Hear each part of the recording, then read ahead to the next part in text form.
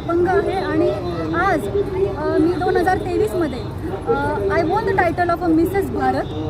या सगळ्या जर्नीमध्ये मला सगळ्या दिव्यांगांना आणि नॉर्मल लोकांना हे सांगायचं आहे की तुम्ही एक वेळ हाताने आणि पायाने अपंग असलं तरी चालेल, काही हरकत नाही, काही होत नाही.